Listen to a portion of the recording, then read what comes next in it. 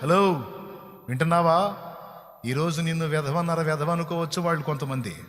పనికిరానోడు, ఒట్టు పోరంబాగులోడు, వాడు ఎందుకు చల్లనోడు, వాడు అట్టంటోడు, వాడు ఇట్టంటోడు, వేస్ట్ గాడు, ఉత్త పనికి మాలింది, ఆసోద్ది, పిచ్చిది, బతకటం చేతగానిది, ఎన్ని అనుకుంటున్నారో అనుకోనే ఒక రోజు వచ్చింది అదే వ్యక్తులు నిన్ను కలుసుకోవడానికి కూడా అవకాశం దొరకనంత పరిస్థితిలో నిన్ను ఉంచుతాడు దేవుడు.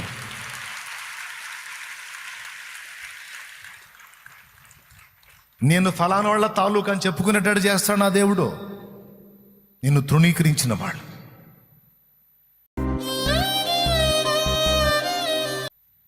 పలుగాకి లోకం నిందించిన ఏకాకివై నీవు రోరించిన అవమాన పర్వాలు ముగిసేనులే, ఆనంద గీతాలు పాడేవులే. నవ్వినోళ్ళంత నీ ముందు తలను వంచేరు ఇక ముందు, నవ్వినోళ్ళంత నీ ముందు తలను వంచేరు ఇక ముందు. ఉందిలే దీవెనా, ఎందుక వేదన, పొందిన యాతన దేవుడే మరచునా. కన్నుల జారిన కన్నీళ్ళు తడిపెను దేవుని పాదాలు, ఇప్పటి నుండి నీ కళ్ళు చూచును దేవుని కార్యాలు. ఉందిలే దీవెనా,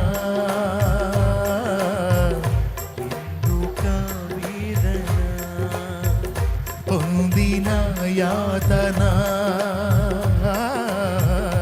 దేవుడి మరచునా.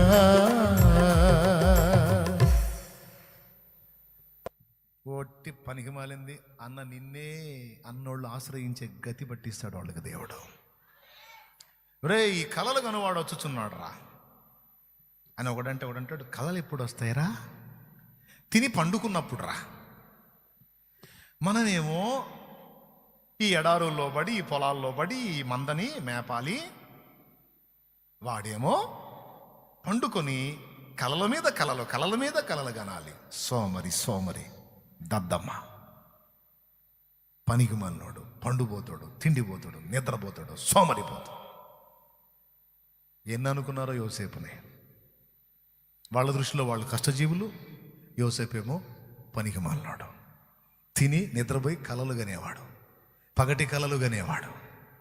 పగటి కలలా, నెరవేరే కలలా? ఈరోజు నిన్ను కొంతమంది ఆ విధంగా అంటూ ఉండొచ్చు, పగటి కలలు గానని.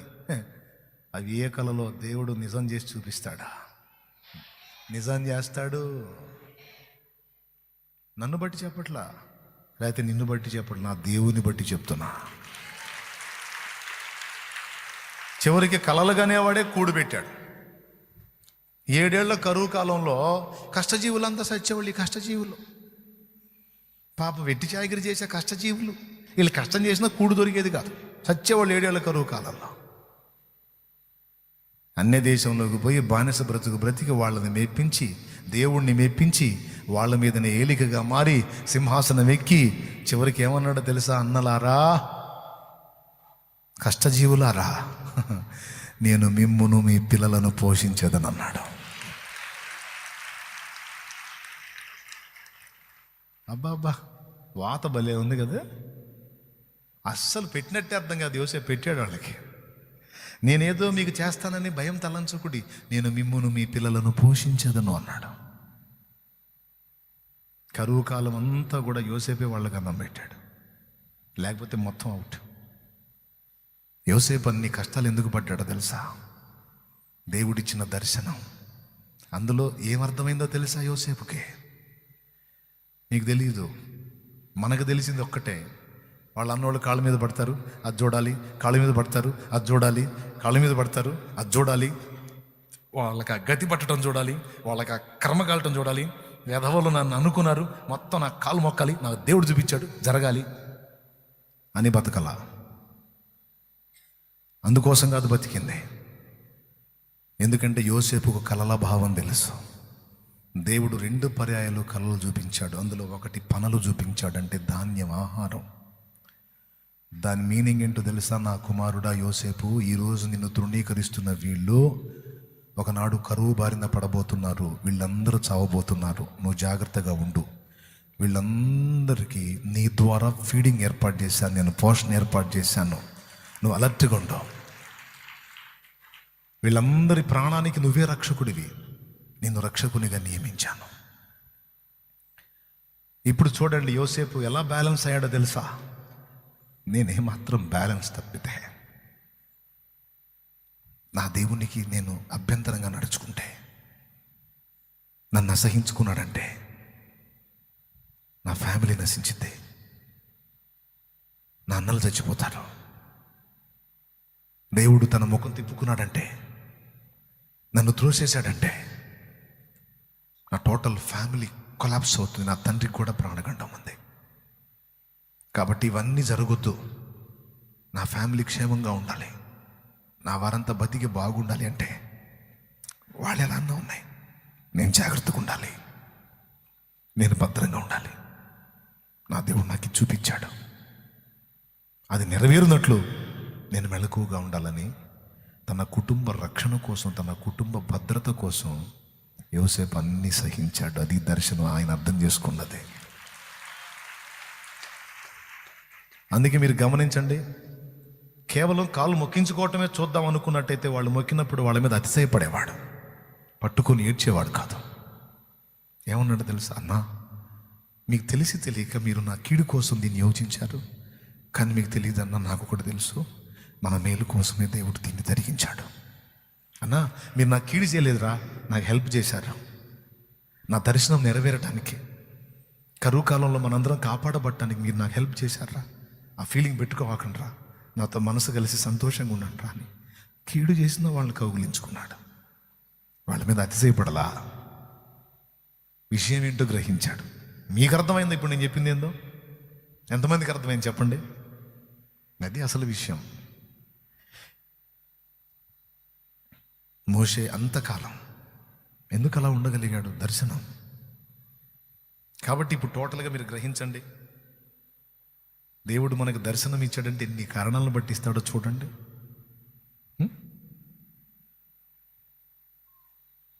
ఇంకా బోల్డ్ అన్న ఆధారాలు ఉన్నాయి, ఇంకా ఎన్ని కారణాలను బట్టి ఇచ్చాడో.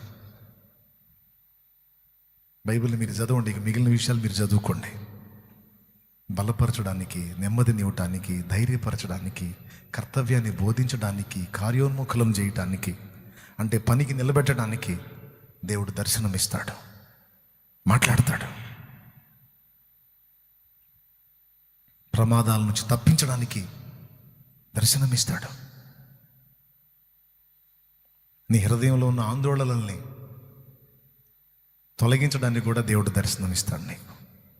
నీ పిల్లల గురించి ఏదో కలుతుంటుంది నీకు, కానీ వాళ్ళు శ్రేష్టమైన ఈవులను పొందుకున్నట్టు నీకు చూపిస్తాడు దేవుడు. నువ్వు నమ్మాలి దాన్ని. ఎందుకు పిచ్చిదాన్న భయపడతావు? వాళ్ళ భవిష్యత్తు నేను బ్లెస్ చేస్తాను, నువ్వు ధైర్యంగా ఉండని, నువ్వు నిమ్మలంగా ఉండడానికి. నువ్వు మాటలు చెబితే ఉన్నావు, అందుకని చూపిస్తాడు కూడా కొన్నిసార్లు. దేవునికి మహిమ కలుగును గాక. తమ్ముడా, గుర్తుపెట్టుకో, ఈరోజు పనికి మాలోడు, పనికి రానోడు, సోమరోడు, వేస్ట్ గాడు, వేస్ట్ గత్తి అనుకుంటున్నారేమో. అనుకోని రేపు వాళ్ళు నిన్ను కలుసుకోవటమే పెద్ద కష్టమైపోతుంది, లేదా వాళ్ళకి నువ్వే దిక్కు అయ్యే పరిస్థితి వచ్చింది. ఎందుకంటే నువ్వు మనుషుల మీద ఆధారపడలేవు, జీవము గల దేవుని పాదాలు పట్టుకొని ఉన్నావు. ఎవరి పాదాలు పట్టుకొని ఉన్నావు? నాకు తెలిసి మోషే మామ ఖచ్చితంగానే ఉంటాడు. అరే, ఈ మిద్యాన్లో ఎవడు లేడురా నీలాంటోడు. అరే, నీకు రంది లేదా? నీకంటూ ఒక మందను సంపాదించుకోవాలని లేదా? నేను ఇస్తారా పెట్టుబడిగా కొన్నిటిని తీసుకొని మేపుకోరా. నాకెందుకు మాయా, నీ మంద నేను మేపుతాను. ఓరే నీ పిచ్చి సార్, ఏం మనిషివిరా నువ్వు? నా మంద ఎంతకాలం రా? నీకంటూ ఒక పని ఉండాలి కదరా, నీకంటూ భవిష్యత్తు ఉండాలి కదరా, నీ కాళ్ళ మీద నువ్వు. పాపం పిల్లనిచ్చిన మామ కదా. ఇప్పుడు కూడా కొంతమంది మాయలు అల్లాడిపోతుంటారు అల్లుళ్ళని చూసి. ఒరే, ఎక్కడెక్కడోళ్ళని చూసాను, నీ అంత సోదరుడు ఎవడు లేడురా, ఎట్ట బతుకుతావురా? ఆ పిల్లని ఎట్ట బతికిస్తావు? నీకు తగ్గట్టు ఇద్దరిని కన్నా వాళ్ళకి ఎట్ట కూడి పెడతావురా? ఎవడురా నువ్వు? అరే ఎట్రా అనిపించుకుంటుండొచ్చు. మీరు ఉన్నారా సరిగ్గా? ఎవరన్నా చేతులు ఎత్తదులే, ఉంటే సంతోషం, దేవునికి స్తోత్రం. నేను చెప్పినట్టు నువ్వు నిజంగా దేవుణ్ణి పట్టుకో, దేవుణ్ణి హత్తుకో, ఒక్కటి గుర్తుపెట్టుకో. ఇదే మా అయ్య దేవుడు ఇశ్రాయేలు మధ్యలో మోషేని వాడుకోవటం మొదలుపెట్టినప్పుడు అక్కడ మోషే ఏ స్థానంలో ఉన్నాడో తెలుసా? జడ్జి ప్లేస్లో ఉన్నాడు. న్యాయము తీర్చే జడ్జి ప్లేస్ అంటే ఎంత తెలుసా? ఎంత పవర్ఫుల్ మైండ్ ఉండాలి తెలుసా జడ్జికి? ఎక్కడా కూడా అన్యాయం ఉండకూడదు. తూచే కాటాలో మంచి జ్ఞానం ఉండాలి. అక్కడ మోషే ఏందయ్యా ఎంతమంది గుంపు కూడారు, లోపల తీర్పు జరుగుతుందండి. తీర్పా? తీర్చేది ఎవరు? మోషే. మా అల్లుడు తీర్పు తీరుస్తున్నాడా? వాడికేం తెలుసు? వాడంటున్నా ఎవడు? నువ్వు అసలు నువ్వెవరు? వాడంటున్నా నువ్వెవడివి? కాళ్ళే బంధువులే, అందుకని అన్నాను. మావేంలేయా? ఓహో మామగారా, సరే. నేను మా వాడిని కలవాలి. ఇప్పుడు కష్టమైద్దండి, ఇంకా చాలా కేసులు ఉన్నాయి. అంత ఫైనల్ అయ్యేటప్పటికి సూర్యాస్తమయం కావచ్చు. అప్పటిదాకా పట్టిద్దా? అంటే ఈ మధ్యలో నేను వచ్చానని చెప్పినా అసలు నీ మ్యాటర్ ఆడదాకా పోదు. ఏం పోయిద్దులు ఇంతమంది ఉంటే. ఆయన మావాడు ఇంత మేధావి ఎప్పుడయ్యాడు? నా మందలుగా అయ్యటం తప్ప సొంత మంద కూడా సంపాదించుకోవడం చేతగానోడు. పిచ్చితనానికి కేర్ ఆఫ్ అడ్రస్ మావాడు. ఇంత మేధావి ఎప్పుడయ్యాడు? దేవుడు దర్శించినప్పుడు అయ్యాడు, దేవుడు చేతబట్టినప్పుడు అయ్యాడు, దేవుడు అభిషేకించినప్పుడు అయ్యాడు, దేవుడు ఎత్తిపట్టినప్పుడు అయ్యాడు, దేవుడు నిలబెట్టినప్పుడు అయ్యాడు. మొత్తానికి అయ్యాడు, దేవుని బట్టి అయ్యాడు. ఈరోజు నువ్వు కృంగిపోతుండొచ్చు, కుమిలిపోతుండొచ్చు, ఏడ్చుకుంటుండొచ్చు. చిన్న బతుకు, విలువ లేని బతుకు, నాది ఒక బతికైనా సస్తే పోయిద్దని చావు గురించి ఆలోచించుకోవచ్చు. నువ్వు ఏ విధంగా దిగజారిపోయావో, నీరుగారిపోయావో, కృంగిపోయావో భయపడుకు బిడ్డ. నా దేవుడి రాత్రి నీతో మాట్లాడుతున్నాడు. నా ఒట్టి మాటలు కాదు ఇవి, నేను నా తలంపులో పలికిన మాటలు కాదు. నా దేవుడు ఇచ్చినటువంటి ఆలోచనలలోంచి నేను పంచుకుంటున్నాను మీతో. నా దేవుడు ఇచ్చిన తలంపులోంచి పంచుకుంటున్నాను. నువ్వు ఎలాంటి వేదనలో ఇక్కడికి వచ్చావు, నువ్వు ఎంత కృంగిపోయి వచ్చావు ఇక్కడికి, ఎంత ఏడ్చుకుంటూ వచ్చావు, ఎంత దిగులు పడుతూ ఉన్నావు, ఎన్ని మాటలు పడున్నావు ఇప్పటికీ నువ్వు. కానీ సరైన పని చేసావు, సరైన నిర్ణయం తీసుకున్నావు. మోషే దేవుని దగ్గరికి వచ్చావు నువ్వు, యోసేపు దేవుని దగ్గరికి వచ్చావు నువ్వు, యాకోబు దేవుని దగ్గరికి వచ్చావు నువ్వు, సరైనోడి దగ్గరికి వచ్చావు నువ్వు. ఆయన కార్యాన్ని తప్పకుండా నువ్వు అనుభవించబోతున్నావు. అనేవాడిని అనని, నవ్వేవాడిని నవ్వని, ఎగతాళి చేసేవాడిని చేయని, పర్లా. అవన్నీ ఉంటేనే రేపు నీకు సాక్ష్యాలు. అవన్నీ లేకపోతే సాక్ష్యం ఏం చెబుతావు రేపు? అవన్నీ ఉండాలి, పడాలి, అనాలి. అన్నోళ్ళందరూ నీకు గుర్తుండాలి, వాళ్ళు ఏమన్నారో కూడా నీకు గుర్తుండాలి. ఆ బాధలన్నీ నువ్వు పడి ఉండాలి, అవన్నీ తినుండాలి. ఉంది, ఒక టైం ఉంది. Just wait. దేవుడు జోక్యం చేసుకున్న దాకాగు, జోక్యం చేసుకున్న నాడు చూడు. చివరికి సాయంత్రాన్ని కలుసుకున్నాడు అల్లుడిని. కలుసుకుని అంటాడు, ఏమయ్యా బాగున్నావా, ఎప్పుడు వచ్చావంటే, నేనా పొద్దునొచ్చా, ఇప్పుడు సాయంత్రం అయింది. పర్లేదు అల్లుడు, సరే నీ సన్మానాలు సత్కారాల తర్వాత కానీ నీకు సలహా చెప్తా, తీసుకో. ఎంత చెడ్డ కూతురుని చేసుకున్నావు కదా, ఒక సలహా చెప్తా. ఏంటంటే 100 మందికి ఒకరిని పెట్టు, 50 మందికి ఒకరిని పెట్టు, 10 మందికి ఒకరిని పెట్టు. వీళ్ళందరి పైన మెయిన్ పొజిషన్లో నువ్వు ఉండు. ఏంది?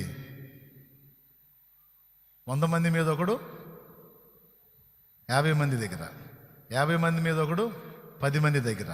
ఈ 10 మంది వల్ల గాంధీ నువ్వు ఫైనల్ చేయొచ్చు. దేవునికి స్తోత్రం కలుగును గాక. హల్లెలూయా. దాదాపు అన్నీ వాళ్ళే డీల్ చేయాలి. వాళ్ళ వల్ల కాంది నువ్వు తీసుకో. ఏలే మళ్ళీ వస్తే పెద్ద వయసుడిని, ముసలివాడిని, సాయంత్రం దాకా ఉండలేను, నన్ను అర్థం చేసుకుని నా సలహా తీసుకో. నీకు కూడా చాకరీ ఉండదు, కొంచెం తగ్గిద్ది. తప్పకుండా తీసుకుంటాను మామగారు. అయినా నాకు చాలా సంతోషంగా ఉంది అల్లుడు నేను ఇంటి చూస్తుంటే. అసలు ఈ లక్షలాది మంది జనాలు ఏంది, వీళ్ళందరూ మా నాయకుడు మోషే అని నిన్నంటాం ఏంది, గొర్రెలు గాయటం తప్ప నీకేం తెలియదని నాకు తెలుసు. ఆ సంగతి నాకు తెలుసని వాళ్ళకి తెలుసా? ఎట్లా అల్లుడు, ఎట్లా ఇది సాధ్యం? నా దేవుడు మాయా, నా దేవుడు జీవము గల దేవుడు, సర్వశక్తి గల దేవుడు. నేను ఆయన చేతికి నా జీవితాన్ని అప్పగించాను. ఇదిగో వీరు నా ప్రజలు, వీళ్ళలోనే నేను పుట్టాను, ఇది నా జనాంగం. వీళ్ళందరి కోసమే నీ దగ్గర నేను బానిస బతికాను మాయ. ఎందుకో తెలుసా? నా ప్రజలు బానిస బతుకుతుంటే నేను రాయల్టీకి ఎలా ఉండేది, రాయల్ లైఫ్ ఎలా అనుభవించేది.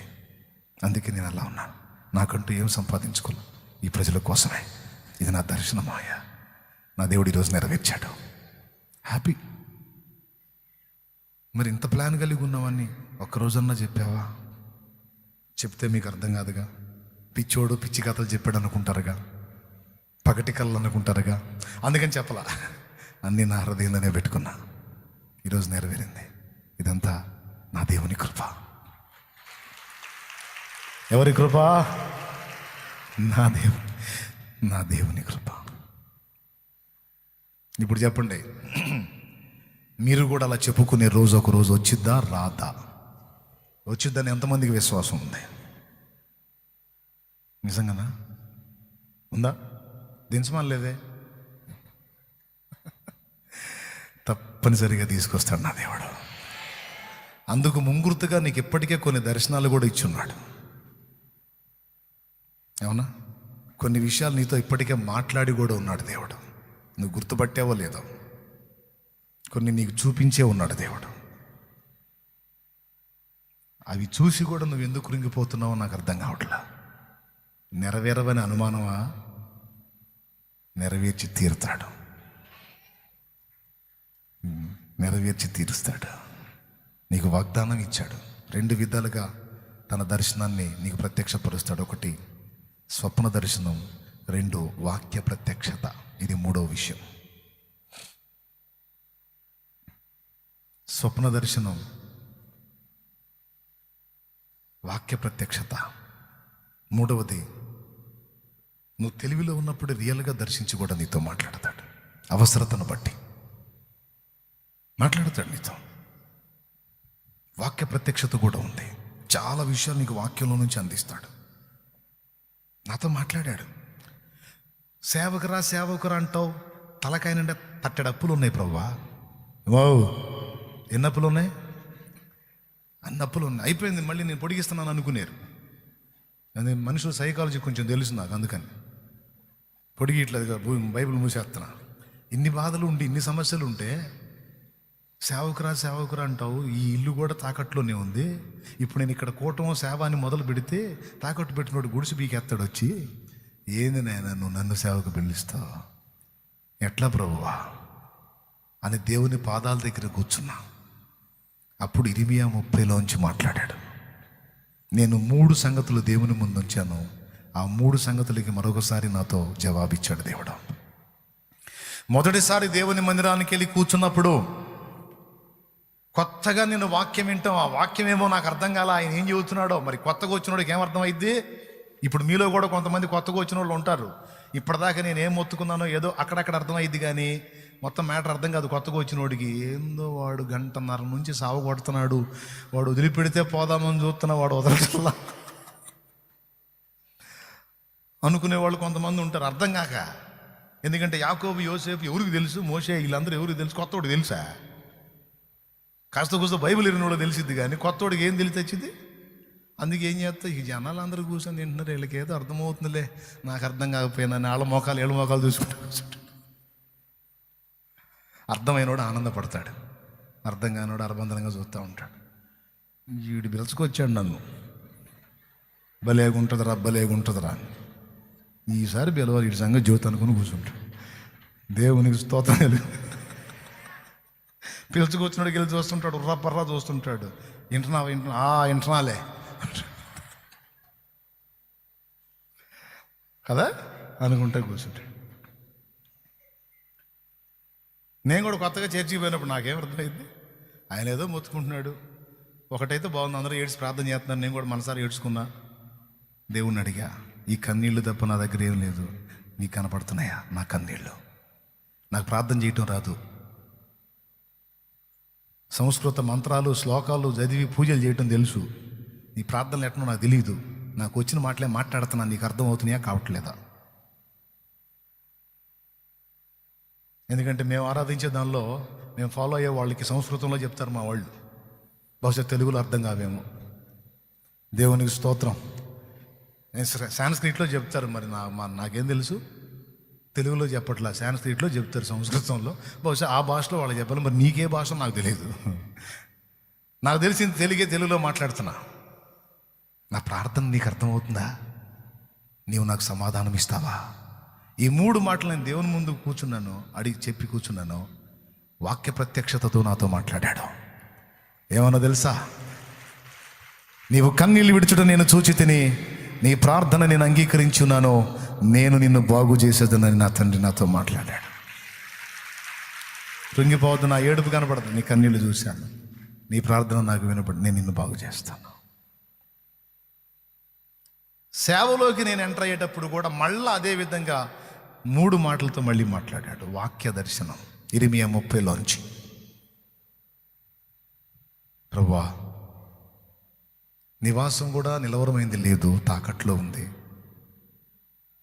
ఇందులో సేవేంది. అయినా ఈ చిలకలూరుపేటలో చాలా సంఘాలు ఉన్నాయి, సీనియర్ సేవకులు ఉన్నారు, మంచి పరిచర్యలు ఉన్నాయి, నేను సేవేంది తండ్రి? ఇక్కడ ఎంతమంది ఉన్నారు? సాయంత్రం నేను ప్రార్థనలో కూర్చుంటే కొద్దిమంది ఉన్నారు, వీళ్ళతో సేవేంది? అయినా నాకేం తెలుసు వీళ్ళని ప్రయోజకులను చేయటానికి? ఈ 3 పెట్టే దేవుని ముందు నేను. ఆయన నాతో ఇర్మియాలో 30లోంచి మాట్లాడాడు. తీస్తే ఆలస్యం అయిద్దిలే, ఇంటికి పోయి తీద్దురు కానీ. తీశారా? ఆహా. యాకోబు, నా సేవకుడు అయిన యాకోబు, నేను పిలిచిన ఇశ్రాయేలు భయపడకుమన్నాడు 10వ వచనంలో. దేవునికి స్తోత్రం కలుగును గాక. 30:10 ఏమన్నాడు? నా సేవకుడు అయిన యాకోబు భయపడకుము, ఇశ్రాయేలు విస్మయం అందుకుము. భయపడుద్దురా బాబు అన్నాడు ఫస్ట్ మాట. ఆన్సర్ ఏం చెప్పాడు? యాకోబు నివాస స్థలములను నేను కరుణించి చెరలో నుండి వాటిని విడిపిస్తాను అన్నాడు. అంటే అర్థం ఏంటో తెలుసా? తాకట్టు అంటున్నావుగా, తాకట్టు నుంచి నేను విడిపిస్తారా బాబు, నువ్వు టెన్షన్ పడవాకు. మొదటిది. ఇటు పక్క తిప్పండి పేజీ. 10లో ధైర్యపరిచాడా? తర్వాత ఎందులో అన్నాడు? నివాస స్థలం విడిపిస్తానని 16లోనా 18లోనా? 18లో అన్నాడు. తిప్పు. జనులు తక్కువ మంది అని నువ్వు అన్నావు కదా, తక్కువ మంది కాకుండా నేను విస్తరింపజేస్తా. 2, 3 అల్పులుగా గాక ఘనులుగా చేస్తా.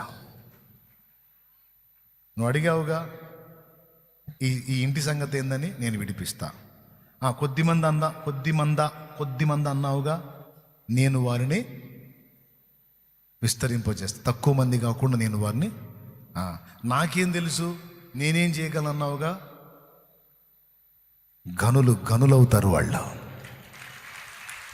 చేస్తా అట్లా. నా దేవుడు మాట్లాడాడు, అవి నా దేవుని మాటలు, నాతోనే మాట్లాడిన మాటలు, వాక్య దర్శనం. నేను తీసుకున్నా, దాన్ని నమ్మా. ఇప్పుడు అనతి కాలంలోనే నేను మొదట పరిచర్య మొదలుపెట్టిన ఆ ఇల్లు దేవుడు తాకట్టు నుంచి విడిపించాడు. ఇప్పుడు అక్కడ శాంతినగర్లో మందిరం, మొదట కట్టబడిన మందిరం, అది ఇప్పటికంతే ఉంది, విడిపించాడు. రెండవ మాట ఏంది? జనులు తక్కువ మంది కాకుండా ఈ చిన్న మందతో సేవ ఏంది నాయన అంటే, ఈ మందకిలో చూడవగర నేను విస్తరింపజేస్తాను అన్నాడు. ఇప్పుడు మీరు వెనక్కి తిరిగి చూడండి కొద్దిగా, ఏందని సిగ్గుపడతారు. ఇది చిన్న మంద, దేవునికి స్తోత్రం. ఇలా ఎవరు చేశారు? ఆయన. ఇందులో సేవకులు ఇటు చూడండి, దైవజనులు. ఎంతోమంది దైవజనులు లేవనెత్తాడు ప్రస్తుతం, ఇంకా భవిష్యత్తులో ఇంకెంతమందిని లేపుతాడో నా తండ్రి. ఇప్పుడు ఇక్కడ కూర్చున్న వాళ్ళు ఎంతమంది సేవకులు కాబోతున్నారో, ఇటు కూర్చున్న వాళ్ళు ఎంతమంది దైవ జనురాళ్ళు కాబోతున్నారో, నా దేవుని కృప చేస్తాడు ఖచ్చితంగా. ఇప్పుడు చెప్పండి, మీరు వాగ్దానాలు తప్పిపోయినాయా? వాక్య దర్శనం తప్పిపోయిందా? మాట ఇచ్చాడంటే నెరవేర్చి చూపిస్తాడు ఆయన.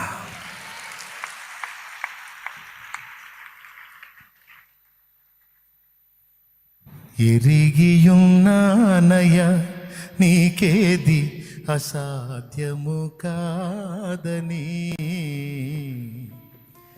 తెలుసుకున్నానయ నీవెప్పుడు మేలు చేస్తావని.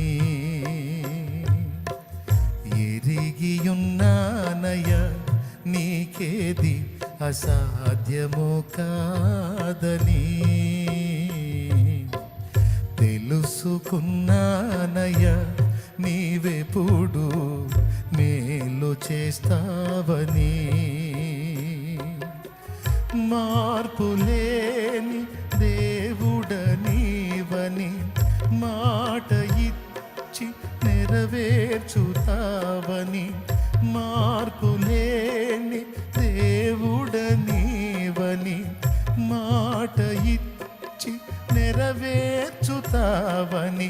మారని వాగ్దానములు మా కొరకే దాచి ఉంచినావని. మారని వాగ్దానములు మా కొరకే దాచి ఉంచినావని. ఎరిగియున్నానయ నీకేది అసాధ్యము కాదని, తెలుసుకున్నానయ నీవెప్పుడు మేలు చేస్తావని.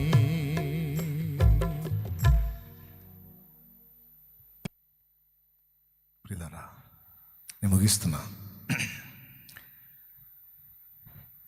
చివరిగా మీకు ఇంకొక మాట, దేవుడు ఎందుకు ఈ దర్శనం నీకు ఇస్తాడు, ఎందుకు ఈ వాక్య ప్రత్యక్షత అయినా దర్శనమైనా నీకు ఇస్తాడంటే, విశ్వాసాన్ని నీలో బలపరచడానికి. ఎందుకంటే ఆ విశ్వాసం నీలో లేకపోతే దేవుని శక్తి నీ మీద పనిచేయదు. అందుకని నీలో విశ్వాసాన్ని పుట్టించడానికి, విశ్వాసంలో నువ్వు స్థిరంగా ఉండటానికి దేవుడు కొన్ని చూపిస్తాడు నీకు. అంతేకాదు, కొన్ని దర్శనాలు నీలో భారాన్ని పుట్టియడానికి చూపిస్తాడు.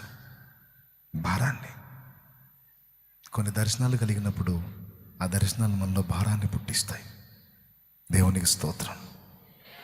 కాబట్టి నీకు దర్శనం అంటే కలలో చూపించినా, రియల్గా చూపించినా, వాక్యంలో చూపించినా, లేకపోతే కొన్ని సన్నివేశాలు నువ్వు కళ్ళారా రియల్ లైఫ్లో కూడా చూసేటట్టు చేస్తాడు. గొల్యాతు దేవుణ్ణి దూషించటం దావీదు కళ్ళారా చూసేటట్టు చేశాడు దేవుడు. అది ప్రాక్టికల్ లైఫ్లో దర్శనం. అది తెలుసా మీకు ఆ సంగతి? మోషే తన ప్రజలు బానిస బాధలు పడటం అనేది కళ్ళారా చూసేటట్టు చేశాడు. దానివల్ల దావీదులోనూ మోషేలోనూ భారం కలిగింది. దావీదులో కలిగిన భారం గొల్యాతు మీద పోరాడి గొల్యాతును చంపడానికి కారణమైంది. మోషే మనసులో పుట్టిన భారం ప్రజలను విడిపించడానికి కారణమైంది. కొన్నిసార్లు కొన్ని సన్నివేశాలు నీ లైఫ్లో రియల్గా జరిగేటట్టు చేసి, కొన్ని నీ కళ్ళబడేటట్టు చేసి, తద్వారా నీ హృదయంలో ఒక భారాన్ని పుట్టిస్తాడు ఆయన. ఈ విధంగా ఈ అంశాన్ని ధ్యానిస్తే అనేక ప్రత్యక్షతలు ఉన్నాయి దీనిలో.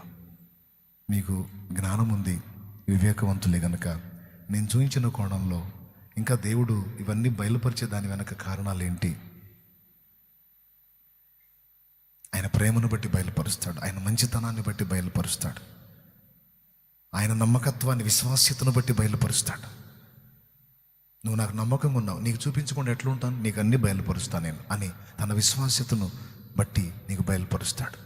ఆమోసు 3:7 దేవుడైన యెహోవా తన దాసులకు ప్రవక్తలకు తెలియజేయకుండా ఏది చేయడని చెప్పాడంటే ముందే చూపిస్తాడు, చేపిస్తాడని. కాబట్టి ఈ విషయాలన్నీ కూడా మీ హృదయాల్లో నాటనివ్వండి, ఈ విషయాలన్నీ మీ అంతరంగంలో నాటనివ్వండి. ఈరోజు మీరున్న పరిస్థితులు చూడొద్దు, మీకు దేవుడు ఇస్తున్న భవిష్యత్ దర్శనాన్ని చూడండి, విశ్వాసం ఉంచండి.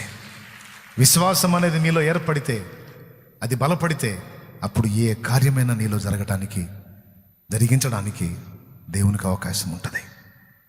అర్థమైందా? మరణ పడకలో ఉన్న వ్యక్తికి దర్శనం ఎందుకు చూపించాడు? చచ్చిపోతానని నమ్ముతున్నాడు అప్పటిదాకా. లేదు నువ్వు బ్రతికి కార్యాలు చేస్తావని చూపించాడు.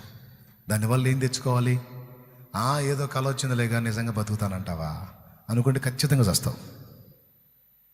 చూపించిన వాడు దేవుడు, కలిగింది దర్శనం నిజం, ఖచ్చితంగా నాకు జరిగిద్ది అంటే మందులేని రోగమైనా తగ్గిపోయిద్ది అంతే. క్యాన్సర్ అయినా సరే వెనక్కి తిరిగిద్ది, తగ్గిద్ది అంతే. ఎందుకంటే నీ విశ్వాసంలో ఆ శక్తి ఉంది, అది నీ బాడీలో కూడా మార్పు తీసుకురాగలిగింది. నమ్మినట్టయితే ఇక నీ పరిస్థితులు కావచ్చు, నీ ఆత్మీయ స్థితి కావచ్చు, నీ సేవా జీవితం కావచ్చు, నీ హెల్త్ సమస్య కావచ్చు, నీ ఫ్యామిలీ లైఫ్ కావచ్చు, నీ ప్రయత్నాలు కావచ్చు, అది నీ దైనందిన జీవితంలో నీకు ప్రాక్టికల్గా కావాల్సిన విషయాలు, వివాహం, ఉద్యోగం, వ్యాపారం ఎక్సెట్రా, వేటి గురించి అయినా సరే నువ్వు ధైర్యం తెచ్చుకోవాలి, మనశ్శాంతిగా ఉండాలి, విశ్వాసంలో బలంగా ఉండాలి, దేవుని కార్యాలు నీలో నెరవేర్చాలి. అందుకే దేవుడు నీకు కొన్ని చూయించి వాటిని నెరవేరుస్తాడు. నమ్మి ఈరోజు నువ్వు ప్రోత్సహించబడ్డావని నేను అనుకుంటున్నా. ఎంతమంది హ్యాపీగా ఫీల్ అవుతున్నారండి? దేవుడు నీకు తెలియజేశాడు ఈ విషయాలు అనేది ఎంతమంది గుర్తించారు? చాలా సంతోషం. మరి ఈరోజు ఈ రాత్రి ఇక్కడ ఇంతమంది ఉన్నారు. ఇంత మంచి దేవుడు, ఇంతగా అవమానపరచబడిన జీవితాన్ని ఘనపరిచి లేవనెత్తిన నా దేవుడు ఈరోజు వాక్య దర్శనంలో మీలో కొంతమందిని పిలుస్తున్నాడు. నమ్మి బాప్తిస్మం పొందువాడు రక్షింపబడును, నమ్మని వానికి శిక్ష విధింపబడును అని ఈ వాక్యం ద్వారా నిన్ను దర్శిస్తున్నాడు.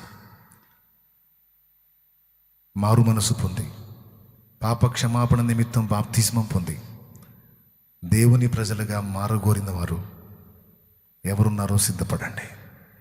అందరూ పైకి లేచి నిలబడండి.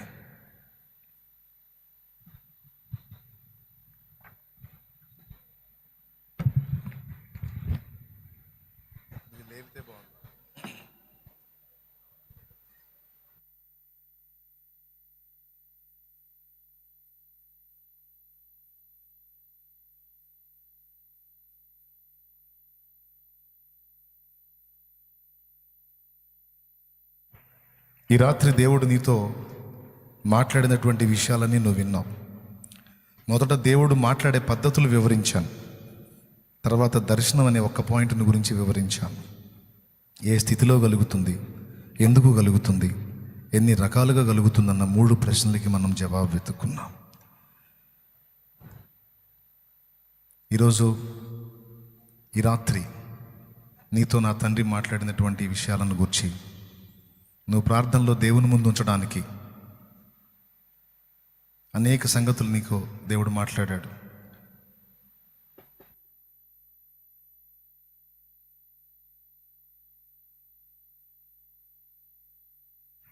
దైవస్వరం నీకు వినబడిందా? దేవుని ఆత్మస్వరం నువ్వు గుర్తించావా? గుర్తిస్తే దేవునికి కృతజ్ఞతలు చెప్పు. దేవా, నేను నమ్ముతున్నాను, నాకు విశ్వాసం ఉంది. దర్శనం కలిగి ఉన్నావా? దేవునికి స్తుతి చెప్పు. ఒకవేళ కలిగి లేవా, అట్లయితే నన్ను కూడా దర్శించమని ప్రార్థించు. కొన్నిసార్లు మనం బాధల్లో ఉన్నప్పుడు కొన్ని దర్శనాలు కలుగుతాయి. కొన్నిసార్లు మనం కృంగిపోయి ఉన్నప్పుడు కొన్ని స్వప్న దర్శనాలు కలుగుతాయి. కొన్నిసార్లు మనం రోగగ్రస్తంగా పడక మీద ఉన్నప్పుడు కొన్ని స్వప్న దర్శనాలు కలుగుతాయి. ఈరోజు ఇక్కడ కూర్చున్న వాళ్ళలో ఎవరు ఏ రోగంతో, ఏ బాధతో, ఏ సమస్యతో ఉన్నారో, దేవుడు అయితే అన్యాయస్తుడు కాదు. ఆయన ప్రేమగల దేవుడు, కృపగల దేవుడు. నీకు ఇవ్వాల్సిన సమాచారం నీకు ఇవ్వటానికి ఎల్లప్పుడూ సిద్ధంగా ఉంటాడు. పిచ్చి మహారాజు ఆయన ఏ రూపేణ అయినా నీకు అందించడానికి ఇష్టపడతాడు. కొంతమంది మరణ పడకలో ఉన్నప్పుడు కొన్ని స్వప్న దర్శనాలు చూస్తారు. ఆ దర్శనాల ప్రకారం తర్వాత వాళ్ళకి నిజంగానే జరుగుద్ది. ఆ దర్శనాలు వారికి కలిగినప్పుడు వాళ్ళకి అనిపించింది, ఇది నిజంగా జరిగిద్దా అని. ఒకవేళ నువ్వు రోగగ్రస్తంగా ఉన్నావు, నువ్వు లేచి తిరుగుతున్నట్టు, నార్మల్ పొజిషన్లో ఉన్నట్టు ఒకవేళ దేవుడు నీకు చూయించాడు అనుకో, ఖచ్చితంగా నువ్వు నమ్మాల్సిందే. అది అసంభవమైనా నమ్మాల్సిందే. డాక్టర్లు ఓకే చేయకపోయినా నమ్మాల్సిందే. ఎందుకంటే అది నీకు చూపించింది దేవుడు నీకు లైఫ్ని నేను పొడిగిస్తాను, నేను నిన్ను స్వస్థపరుస్తానని దేవుడు నీతో మాట్లాడుతున్నాడు. అది నమ్ము. తప్పకుండా నీకు స్వస్థత కలిగిద్ది. చూపించిన దర్శనం ప్రకారం నువ్వు లేచి మళ్ళీ దేవుని పని చేయడానికి నీకు అవకాశం దక్కిద్ది. దేవునికి స్తోత్రం కలుగును గాక. తెలుసా మీకు ఆ సంగతి? అలాగున నువ్వు కృంగిన స్థితిలో ఉన్నప్పుడు కొన్ని దర్శనాలు నీకు కలుగుతాయి. దయచేసి ఇప్పుడు చూడదు ఎవరు దర్శనం. కూటం అయిన తర్వాత నేనే మీకు టైం ఇస్తాను, అప్పుడు చూద్దురు. కానీ ఇప్పుడు కొంతమంది కళ్ళు మూసి నిద్రపోతా అన్న, నువ్వే చెప్పావు ఒక దర్శనం చూస్తే మంచిదని, ఇప్పుడే ట్రై చేస్తాను అన్నని మళ్ళీ మొదలు పెడతారేమో అని డౌట్తో మిమ్మల్ని జాగ్రత్త చేస్తున్నాను. ఇప్పుడు చూడొద్దే. ఎవరన్నా చూస్తున్నారో పక్కన తిరిగి చూడండి, ఎవరన్నా దర్శనం ఇప్పుడే. కొంతమంది శుభ్రంగా నిద్రపోతా ఏంది కూటానికి వచ్చిన బా దేవుని హస్తం అలా దగ్గరకు వచ్చింది, బంగారు హస్తం దగదగ మెరుస్తూ వచ్చింది. నా తల మీదకి వచ్చేటప్పుడు ఆ దగ్గరకు రాబోదు, నువ్వు చెడగొట్టా బ్రదర్. ఇప్పుడు కాదు, దానికి ఒక టైం ఉంది. Okay, right. మనం కొన్నిసార్లు ఇబ్బందికర పరిస్థితుల్లో ఉన్నప్పుడు, లేదా కొన్నిసార్లు మనం కొన్ని ఎదుర్కోబోతున్నప్పుడు, కొన్నిసార్లు మన ముందు ప్రమాదకరమైన వ్యక్తులు ఉన్నప్పుడు, మన వారి సాంగత్యంలో ఉన్నప్పుడు నా తండ్రి తప్పకుండా మాట్లాడతాడు నీతో. అలా మాట్లాడే పద్ధతుల్లో ఒకటి దర్శిస్తాడు ఆయన. ఓకేనా? ఏ స్థితిలో దర్శిస్తాడు? కొన్నిసార్లు నువ్వు ఇబ్బందికరమైన పరిస్థితుల్లో ఉన్నప్పుడు నిన్ను ప్రోత్సహించడానికి దర్శిస్తాడు. కొన్నిసార్లు నువ్వు ప్రమాదకరమైన పనులు చేస్తా ఆ స్టెప్స్ తీసుకుంటున్నప్పుడు, దీన్ని చేస్తున్నావు నువ్వు, ఇలాంటి వ్యక్తుల సాంగత్యంలో ఉన్నావు, నీ గతి ఇలా మారబోతుందని ముందే నీకు హింట్ ఇవ్వటానికి, హెచ్చరిక ఇవ్వటానికి దర్శిస్తాడు. కొన్నిసార్లు నీకు బ్రతుకు మీద ఆశలు ఉడిగిపోయినప్పుడు, నో లేదు, నేను నిన్ను బాగు చేస్తాను, నిన్ను బ్రతికిస్తాను, నేను తిప్పుతానని నీకు ముందే చూపించి ఆ ప్రకారం చేస్తాడు. కొన్నిసార్లు ఫ్యూచర్ ప్లాన్, భవిష్యత్తును కూర్చిన కలత నీలో ఉంటే ఖచ్చితంగా దాని గురించి కూడా ఆయనకి నీకు చూపించాలనిపిస్తే చూపిస్తాడు. ఇంకా చెప్పాలంటే ఆయనకి ఆ ఇంట్రెస్ట్ ఎక్కువ. ఆయన మనసు ఎలాంటిదో తెలుసా? దాచిపెట్టుకోడు. ఆయనకి మనం దగ్గర అయ్యామంటే ఎంత దగ్గర అయితే అంతగా మనకి విషయాలన్నీ బయలుపరుస్తూ ఉంటాడు. కొడితే గట్టి కొట్టి దేవుని మహింపరచండి. ఎంత దగ్గర అవుతామో అంతగా మనకి విషయాలు ముందే సమాచారం ఇస్తూ ఉంటాడు ఆయన. కృపగల దేవుడు. ఒకవేళ నీకు దేవుని దగ్గర నుంచి అలాంటి సరఫరా కావాలి అంటే దేవునికి దగ్గరవు, తప్పకుండా నీకు బయలుపరుస్తాడు ఆయన. ఓకేనా? రైట్. ఏ స్థితిలో దొరుకుతాయని చెప్పాను? ప్రశ్న నంబర్ 1, ఎలాంటి స్థితిలో మనకు కలుగుతాయి? అలాగే ఎవరి ద్వారా కలుగుతాయంటే 3 రకాలుగా చెప్పాను. మొట్టమొదటిది, ఏ స్థితిలో కలుగుతాయి? మనం శ్రమలో ఉన్నప్పుడు, మనల్ని ఆదరించడానికి, కృంగినప్పుడు ధైర్యపరచడానికి, ఫ్యూచర్ ప్లాన్ అర్థం కానప్పుడు దాని గురించి కూడా మనకు గ్రహింపు కలగడానికి, అలాగే కొన్నిసార్లు బుద్ధిహీనమైన పనులు మనం చేస్తున్నప్పుడు వాటి పర్యవసానం ఎలా మారబోతుందో కూడా మనల్ని హెచ్చరిక చేయడానికి, మనల్ని వార్న్ చేయడానికి కూడా దేవుడు మనతో మాట్లాడే అవకాశం ఉంది, మనం దర్శించే అవకాశం ఉంది. మనకు స్వప్న దర్శనంలో అట్లా చెప్పే అవకాశం ఉంది. బైబిల్లో అనేక కారణాలను బట్టి భక్తుల్ని దేవుడు దర్శించాడు. శిశువుని తీసుకొని ఇక్కడ నుంచి ఐగుప్తుకు వెళ్ళు, శిశువుని చంపజూస్తున్నారు అని స్వప్నంలో దేవుడు యోసేపుతో మాట్లాడితే, యేసయ్యను తీసుకొని, బాలుడైన యేసయ్యను తీసుకొని ఐగుప్తుకు వెళ్ళాడు ఆయన. తర్వాత శిశువుని చంపజూసిన వారు చనిపోయి ఉన్నారు, నువ్వు మళ్ళీ శిశువుని తీసుకొని అక్కడికి వెళ్ళినప్పుడు తీసుకొచ్చి నజరేతుకు తెచ్చాడు. నజరేతులో యేసయ్య పెరిగి పెద్దవాడయ్యాడు, అందుకే నజరేయుడు యేసు.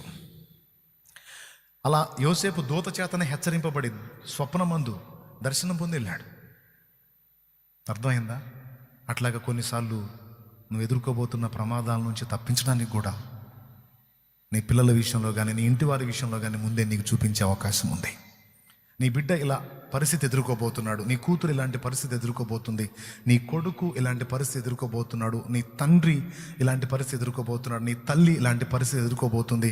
దయచేసి నువ్వు ప్రార్థన చేయి, లేదా వాళ్ళని అలర్ట్ చేయి, వాళ్ళని హెచ్చరించని ప్రేమగల దేవుడు నీకు బయలుపరిచే అవకాశం ఉంది.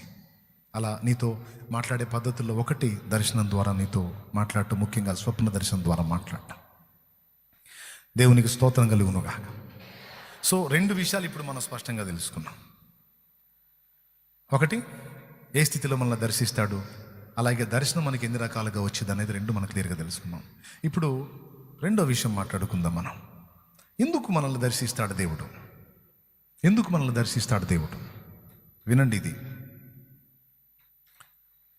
ఎందుకు దర్శిస్తాడంటే మనల్ని బలపరచడానికి దర్శిస్తాడు. ఎందుకు దర్శిస్తాడు? ఇప్పుడు చెప్పిందే మళ్ళీ తిరిగే చెబుతున్నాం అనొద్దు. ఇప్పుడు రెఫరెన్సెస్ చూపించి మాట్లాడతాం. దేవునికి స్తోత్రం కలుగును గాక. దేనికి మాట్లాడతాడు? మనల్ని బలపరచడానికి మాట్లాడతాడు.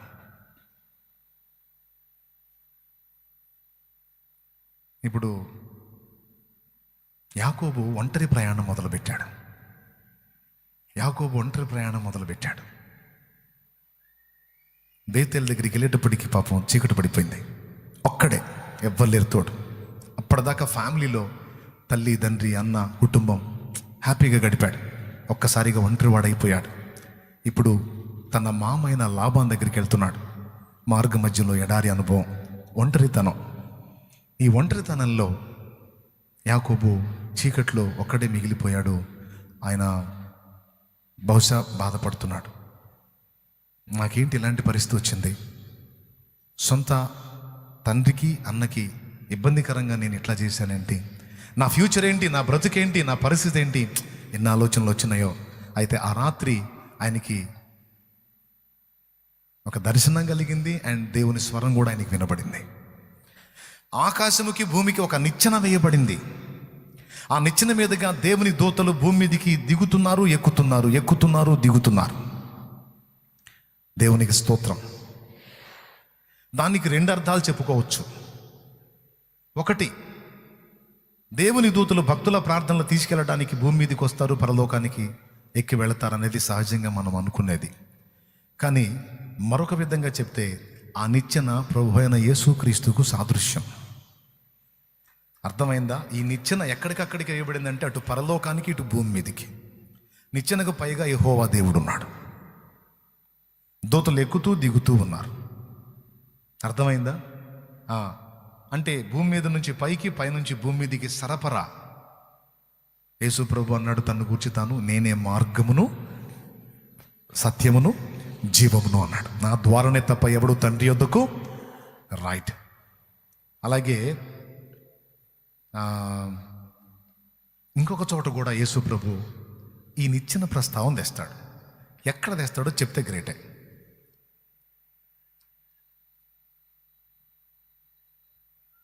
నేను ఆ రిఫరెన్స్ తీసి పెట్టుకుంటాను. 3 అంకెలు లెక్క పెడతాను, మీరు చెప్పాలి.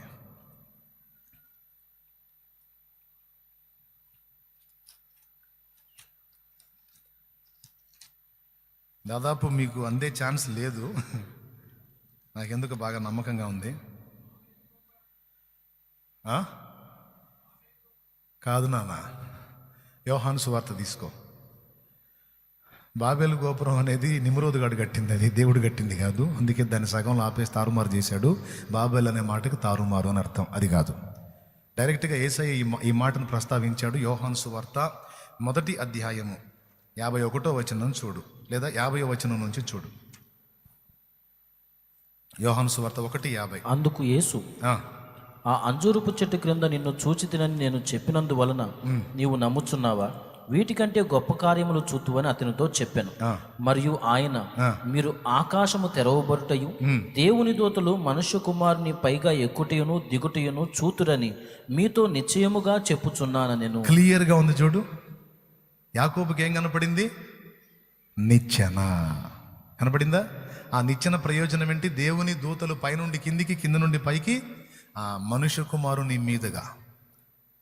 ఇప్పుడు యేసయ్య ఏమయ్యాడో తెలుసా?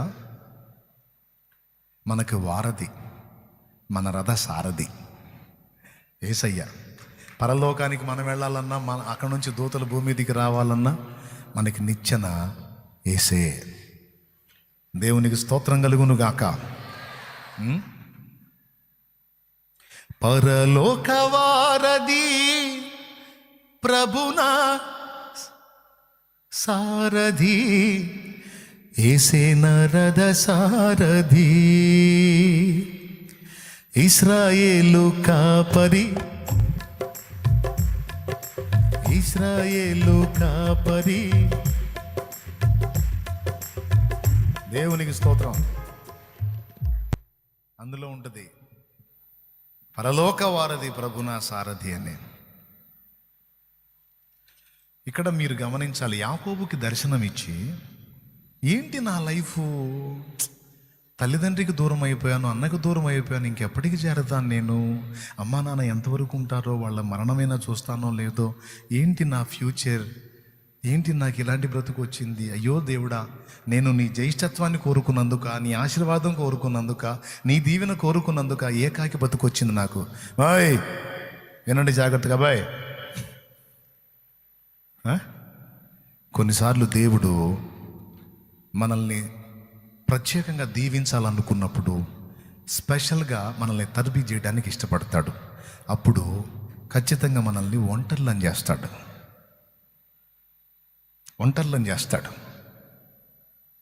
మన చుట్టూ ఉన్న పరిస్థితులు మార్చేస్తాడు. మనకు సమీపంగా ఉన్న వారిని దూరం చేస్తాడు. మనకి వీళ్ళు అడ్డుబండలు అవుతారన్న వాళ్ళందరినీ కట్ చేస్తాడు,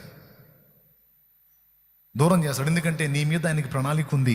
నీ ద్వారా కొన్ని పనులు నెరవేర్చాలనుకుంటున్నాడు, నిన్ను ఆశీర్వదించాలనుకుంటున్నాడు, నిన్ను గొప్ప చేయాలనుకుంటున్నాడు.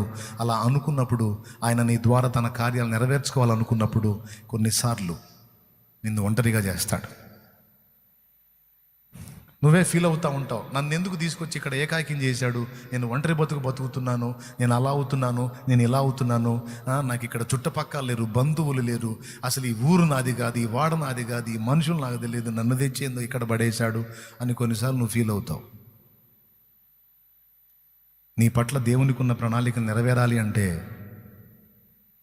అబ్రహాముని ఏం చేశాడు, నీవు నీ తండ్రి ఇల్లు విడిచి నీ బంధువుల యొద్ద నుండి, నీ సొంత దేశం నుండి బయలుదేరి వెళ్ళు, నేను నీకు చూపించే దేశానికి, అక్కడ నిన్ను గొప్పగా నేను ఆశీర్వదిస్తాను.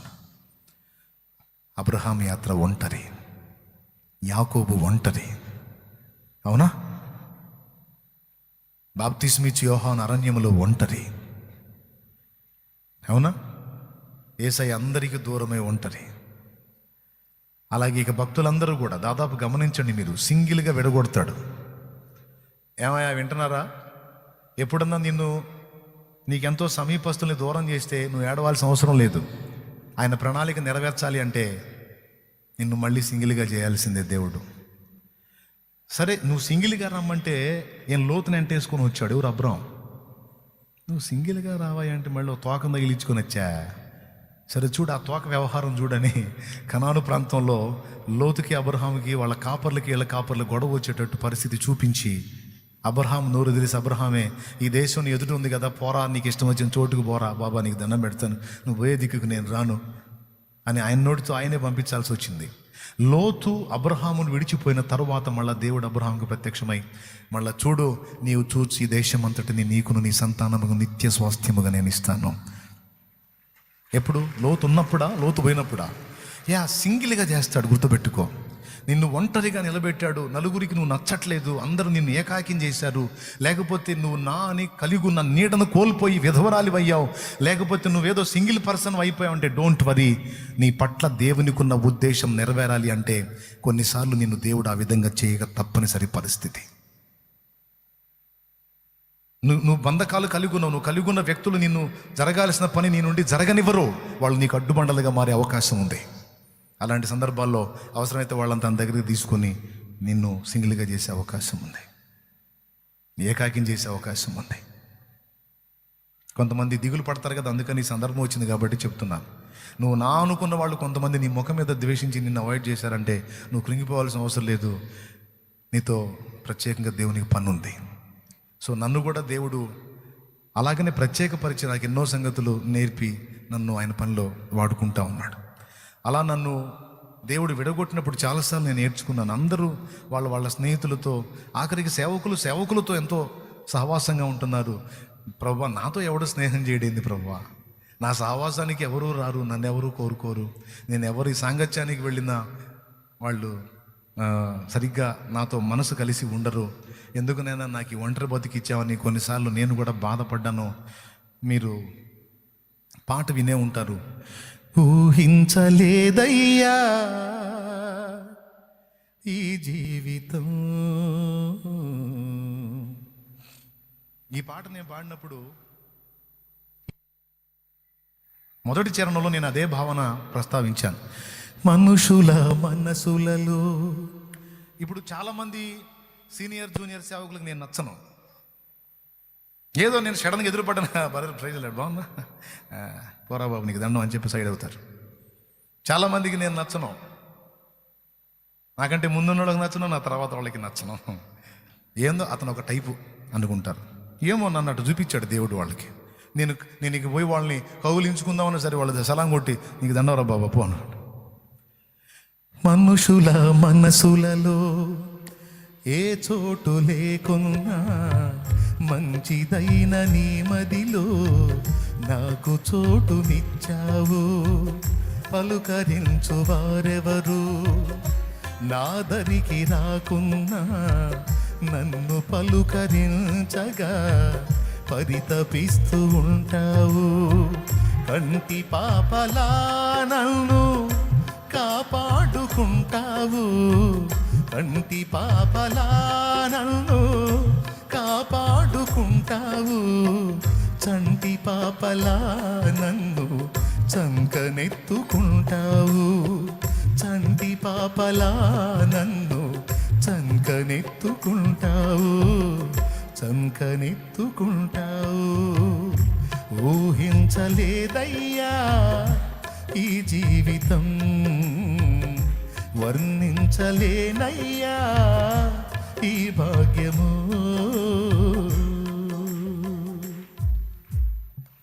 దేవునికి మహిమ. నేనే సిగ్గుమాలిపోయి కొంతమంది దగ్గరికి పోయి పూసుకున్నా. వాళ్ళేమో దండం పెట్టారు, నీకు నీ స్నేహానికి ఒక నమస్కారం అని. వాళ్ళ సంస్కారం అట్ట ఏడిసింది, నేను కూడా ఒక నమస్కారం చేసి సర్దుకున్నా. మరి నేనేం చేయాలా? అందరి దగ్గరికి, దాదాపు అందరి దగ్గరికి నేను కలిసా పోయి, ఎవరో ఒకరారా మినహాయించి. అర్థమైందా? నాకు ముందున్న వాళ్ళ దగ్గర పోయి కలిశాను, నా వెనకున్న వాళ్ళ దగ్గర దాదాపు కలిశాను. అయినా సరే కొంతమందికి నచ్చను నేను. ఎందుకు ఇలాగా దేవా? ఏంటైనా ఎవరికి నప్పను నేను, ఎవరికి నచ్చను నేను అంటే ఆయన అంటాడు, ఎవడితో నీకు ఎందుకురా నేను ఉన్నాగా అంటాడు ఆయన. నేను ఉన్నా కదా. ఆయన నీకు మనుషుల ప్రేమ కావాలా, నా ప్రేమ కావాలా? నీ ప్రేమ చాలు. అందుకే నా హృదయానికి చెప్పుకున్న ఆ పాటలో, ఆల్నైట్ కదా పాడేదా, స్థిరమే లేని మనుషుల ప్రేమలు. రే ఈరోజు వాటేసుకుంటారు, రేపు తీసి నేలకేసి కొడతారా. ఎవరి ప్రేమరా నువ్వు ఎదురు చూస్తున్నా పిచ్చోడా? నటనయే చూపుచూ కదిలే బొమ్మలు. నువ్వు అనుకుంటున్నావేమో నీకు సంతోషం కలిగిస్తారని. వాళ్ళ సంతోషం అంతా టెంపరీరా, కోస్తారా నీకు గుండె కోత. కలుగజేయులే నీకు గాయము, చెయ్యలేరులే ఏ సాయము. మరి ఎట్లయ్యా? గాయాలన్నీ గేయాలుగా మార్చును నీకు యేసయ్య. సాయమిచ్చి హాయినిచ్చి కౌగిట దాచును మెస్సయ్య. నీలో నిలచి నీతో నడచే మార్గమే చూపిన మంచి దేవుడు, అనురాగమే పంచిన ఆత్మీయుడు. పిచ్చి హృదయమా, ఎందుకే వాళ్ళు పలకరి లేదు, వీళ్ళు పలకరి లేదు, నాకెవ్వరూ లేరు, నేను ఏకాకిని, ఒంటి పక్షిని, ఒంటరిగాడిని, ఒంటరిగతని అనుకుంటావు హృదయమా? అది హృదయాన్ని పలకరించేటట్టు దేవుడు కృపనిచ్చాడు. హృదయమా, ఎవరు హృదయం? నా అంటే ఎవరికి చెప్పుకున్నాను? నీకు చెప్పానా, నాకు చెప్పుకున్నాను? మరి నా పాట మీరు పాడుతున్నారు ఏంది? అంటే మీరు కూడా మీ హృదయానికి చెప్పుకుంటారన్నమాట. ఇప్పుడు చెప్పుకోండి. హృదయమా హృదయమా నా హృదయమా, యేసయ్య ప్రేమను గాంచుమా, యేసయ్య ప్రేమను గాంచుమా. ప్రాణమా ప్రాణమా నా ప్రాణమా యేసయ్య స్నేహము గోరుమా, యేసయ్య స్నేహము గోరుమా, నిన్నే తలచి నిన్నే వలచి దేవుడే మనుషుడైన చిత్రము చూడుమా, ఆ దేవుడే దీనుడైన. దేవునికి మహిమ. కొంతమంది నా దగ్గరకు వస్తే వాళ్ళకి ఎక్కడ విలువ, వాళ్ళకి ఎక్కడ గుర్తింపు తగ్గిద్దో, మళ్ళీ వాళ్ళు నా దగ్గరకు వచ్చి కనబడితే నాకెక్కడ గౌరవం పెరిగిద్దో, ఇది వాళ్ళు నా దగ్గరకు వచ్చి కలిసినందువల్ల కలవడానికి ఇష్టపడరు.